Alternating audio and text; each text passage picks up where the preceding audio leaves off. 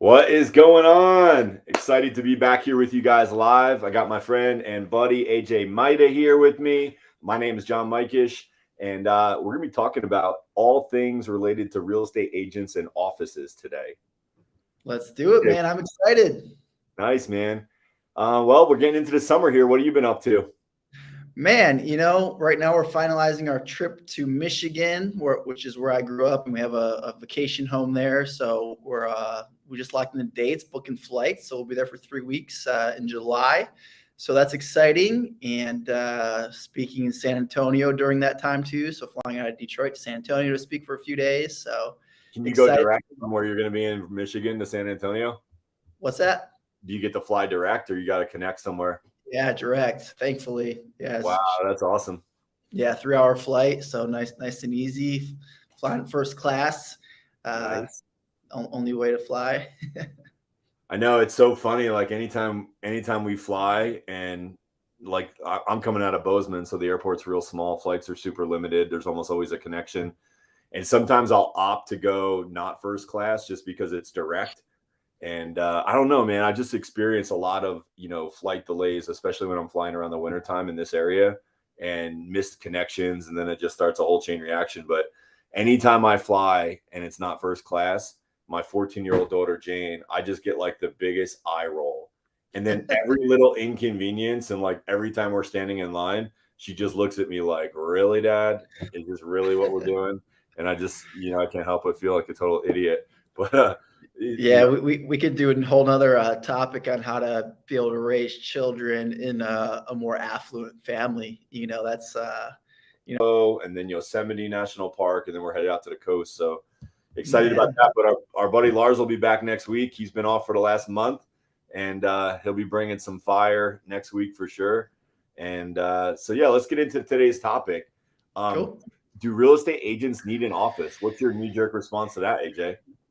It's knee-jerk response would be yes. However, it doesn't need to be the traditional office. They certainly need a space where they can be focused, be inspired by their space, but it could be a corner or a bedroom in your house. It certainly does not need to be a traditional bricks and mortar office. So, it could be a coffee shop potentially, but I would say the ideal scenario for an agent in most cases is to have a great home office that is quiet, where you can focus to really get at least your lead generation done, and then be in the field doing deals as much as possible.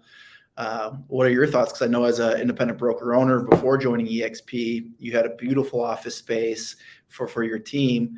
I know teams and individuals, we can have two answers for that, but what's your take on that? Yeah, I mean, I think it depends. I think sometimes we classify things as must-haves, or with such certainty, but it may or may not be that way. Throughout my real estate career, I went from, hey, being at a physical real estate office is a must-have, to now I could probably run my business from anywhere. Coffee shop's a little bit hard for me just because I'm loud on the phone, and I'm kind of one of those people that like to pace when I talk.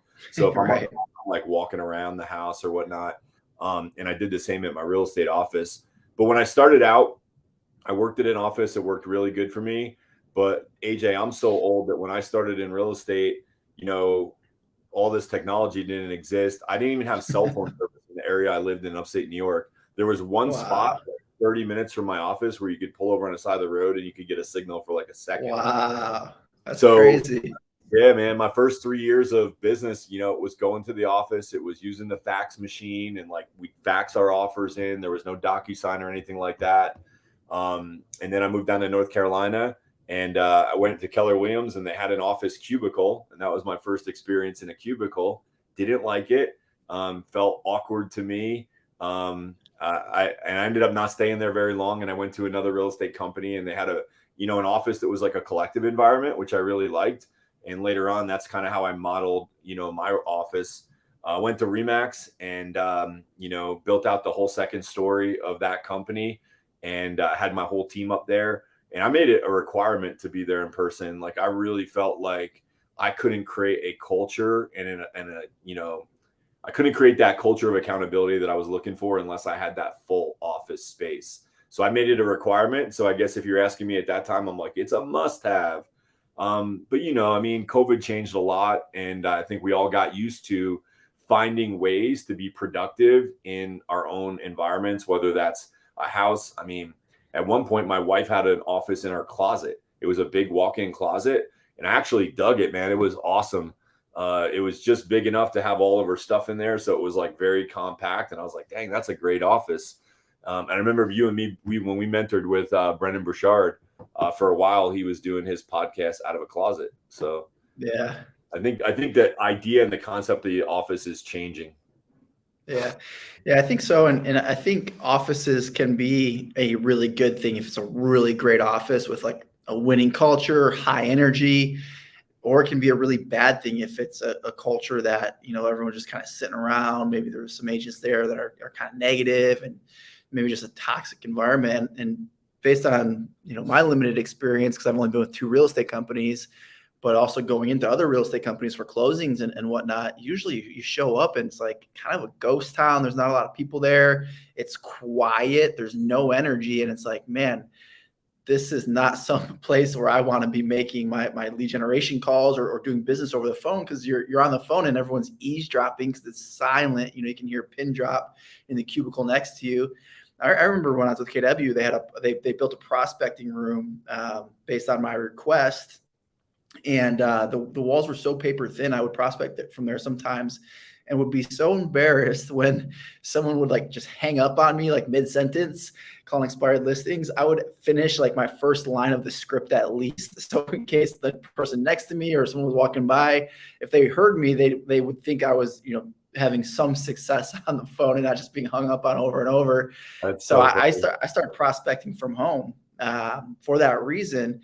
And even like negotiating offers, you never want to have someone listening to your conversation, like several people that are filling out paperwork or whatever in the cubicle next to you. And I found working from home being really good. Just wake up, I'd have my gym shorts on, t-shirt, kind of like I got today, and you just get my headset on and go right into it. And when I built a team, though, I got an office outside of the Keller Williams office a few years later. And I really liked that for having a team, because it was a place where we could build our own culture, much like you had with your Remax, that second floor. We were in the building next to the Keller Williams, our own office. Everyone came into the office, prospected together, and that was really great. So I think if you have a team, it's essential to have an office to build that winning culture. For the most part, I would say 90% plus of teams should have an office for their team. But as an individual, you can certainly work from home. I mean, I'm so ADD, I feel like sitting in an office environment, most office environments that feel really stale, I go crazy. It's like a caged lion, like, let me out.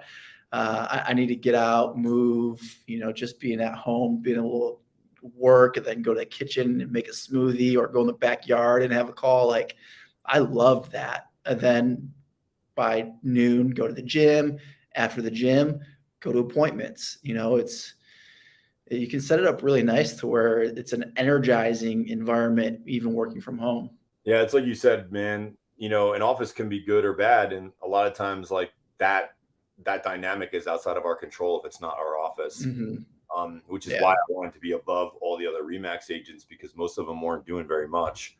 And we had a high level of productivity that we expect out of our agents. And when I moved from Remax to my own independent, I wanted this open kind of coffee shop atmosphere of an office, which back in 2014 was pretty progressive. Now it's pretty customary to find office space like that. But I had this vision for it. And the concern that I got from the agents was, well, are we all going to be able to be in this kind of open space and be able to prospect?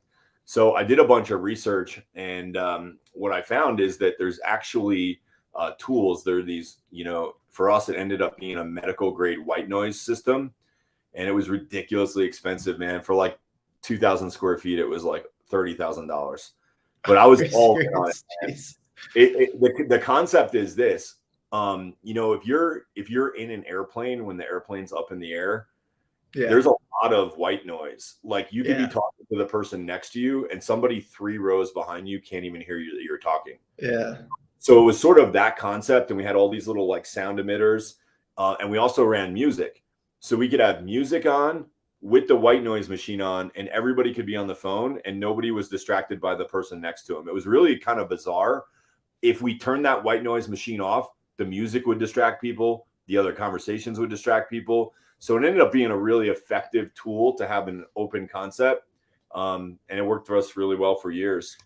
I remember going to your office and hearing that, and it was really nice. I just didn't know it cost that much. That's crazy. I had it was like a $70, $100 small white noise machine for my office because I was super cheap on it.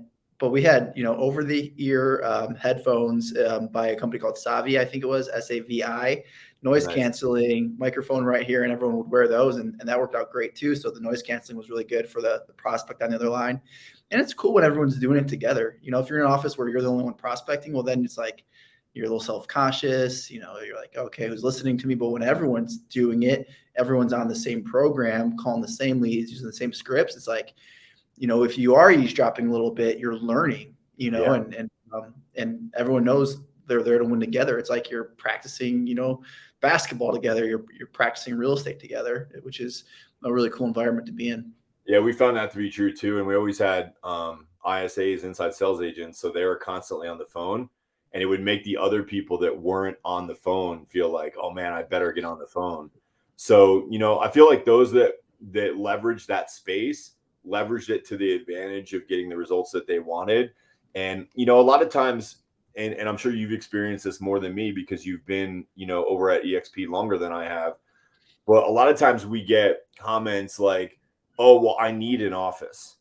So if you're talking to somebody and maybe, asking them about, have they looked at EXP for the first time and, what are their thoughts there?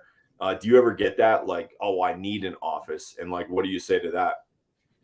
Yeah, I definitely get that sometimes. I think that's kind of a knee-jerk reaction, going back to that for agents, like to just kind of throw that out there as a thought. So I'll ask clarifying questions, okay, great. How often are you currently going into your office? And I get one of two answers. And one's, oh yeah, really, I'm not going in unless I'm picking up a check, so it's like, I'm never there. But in their mind, they're just like, for the most part, agents, depending on your age, you're kind of used to the concept. If you do business, you go into an office. So it's kind of hardwired into us the way, we grew up. It's like you see it on TV, people are in offices. So it's kind of just like a belief that we hold that isn't even true. So I kind of just ask some clarifying questions, how often do you go in the office? And oftentimes it's, well, actually my office is kind of a ghost town. And the other one is, well, I go in there every day. So I'm just like, okay, great. So at EXP, we get membership to Regis, which is a corporate office space, co-working space. And you can actually go to just regis.com, put in your zip code and see any facilities that might be near you. And you get free access to that co-working space all around the country. So when I joined EXP, there's sister space too. Their Spaces company. Oh, and the Spaces company. Yep. Yeah. So I actually really enjoyed that. Even when I had my own office space joining EXP with my team, I would go to the local Regis right off Langtree by your office. And just on my way to an appointment, I would pop in there. I would actually just send my listing paperwork to that facility. The receptionist, and I'm not sure if they would do this everywhere, but the receptionist would have my listing paperwork ready. I would just grab it from her and go because I didn't have a printer at my house because we had just moved. But there was they have these, they're called Think Pods. It's this futuristic cubicle inside a lot of them. It's super private. The walls are tall. So you probably don't want to do a lot of calls in there. Like I wouldn't be prospecting the co-working space, but it would be certainly appropriate to have some business calls. No one else was ever in there. It's just always just me. And it's just a great place to focus on my business and not be actively in my business. So I was able to get away from my team, have that space. And you get, I think it's a 10-15% discount on conference rooms, on private offices. So when I travel to my home in Michigan, I'll actually go to the Regis space there, about 20 minutes from my house in Michigan, and I'll get a private office for myself. It's like $80 for the day, and I'll record like 3 YouTube videos. So it's really awesome. I really enjoy that. So it's kind of like, hey, if you want an office, we have that available to you. And if you realize you don't need an office because you're, maybe just need a prospect for a couple hours in the morning at your home, if you are a prospecting agent, I know a lot of people have the luxury of not having to prospect based on their business type. You can do it from home. or you're out just working, you're out seeing clients, showing houses, listing appointments. I know this for a fact. When I was at KW, our office had 250, 300 agents. And on any given day, if I would go in there, there'd probably be anywhere from like 15 to 20 agents max. So Probably less than 10% of the company was actually at the office. And it was always the same people. So just do the math. 90% of the agents aren't there. So if you're part of the 90%, well, then save that cost, because you're paying for that office space at your brokerage, whether you're there or not. You're paying it for the people using it out of your split. So at EXP, we just have low splits, low cap, great benefits like stock and revenue share and so many other things, health insurance. So you get these added benefits because you're taking control of your business and either working from home, acquiring renting your own office space, or using Regis for free because we got that deal. So yeah, I think a lot of people that are, maybe underinformed about EXP would be a good way to put it, just assume like, oh, I can't have an office. For me, an office was important. I was running my team out of it. So when I came over to EXP, I just kept my office and turned that into a branch office with EXP, signed a single piece of paper, and they still have that office to this day. So, but I do think it's important to help people realize like, hey, what is the office that you currently have that you think is a benefit? What is the actual benefit you're getting from it? And what are you actually paying for it in your split? Because you're paying for it one way or another. I've also found ways that are, free and available. So like in Bozeman, we have a local coffee shop and they have 3 locations, and every one of their coffee shop locations has a private boardroom in the back. And it's totally free. You just go onto their website, see if it's available, pick a time, book it. So, there could be the idea of maybe you're leaving an office space and that's part of the package or part of the deal. And now you're going to leave and you're going to come over to EXP and you're going to still want an office, but maybe there's a way where you could purchase an office suite, use a Regis if one's available. If not, purchase an office that's small and inexpensive.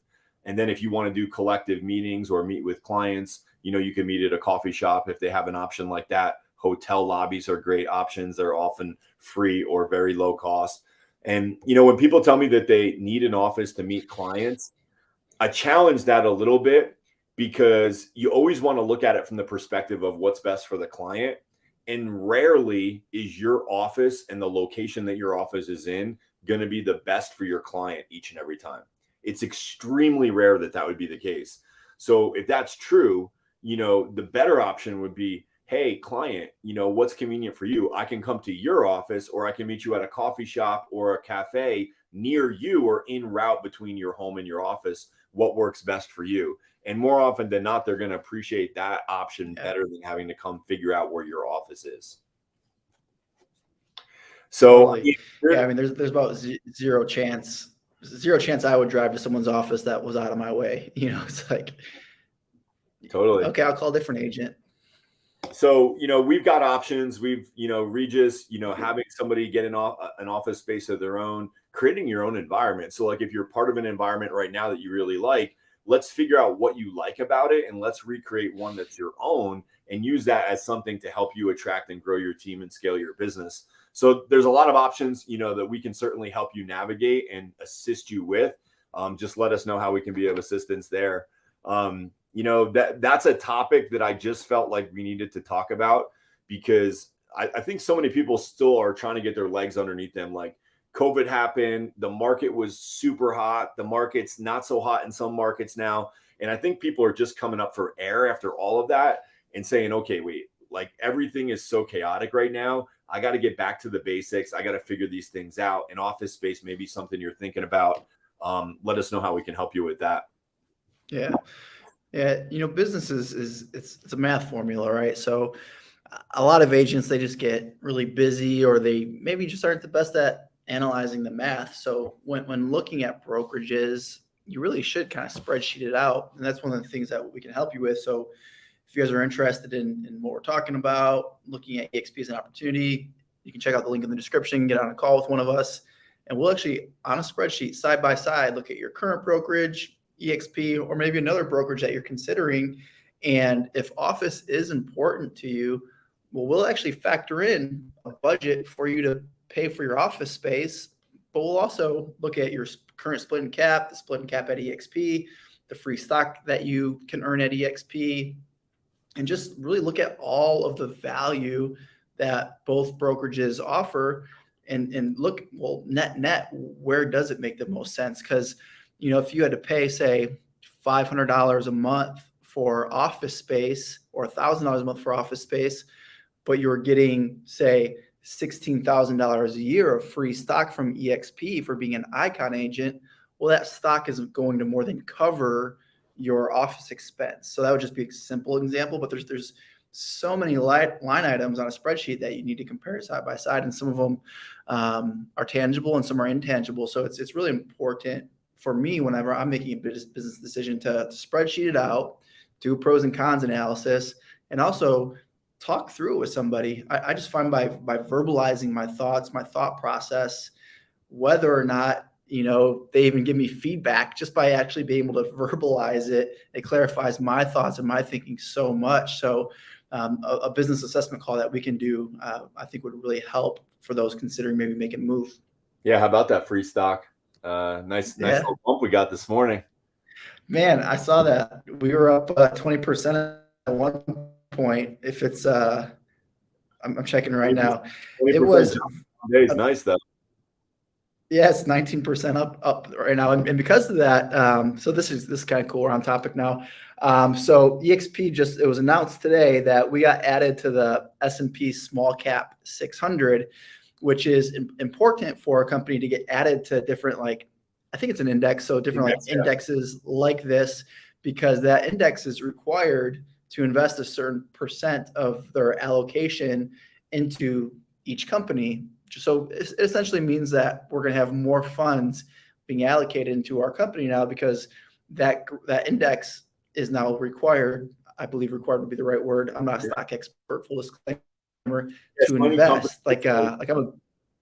Any company that's invested in that index is now going to be sending, whoever they're managing their retirement funds, what have you, they're going to be sending money to that to buy stock from us. So, that's obviously an amazing thing. Like, we didn't do anything.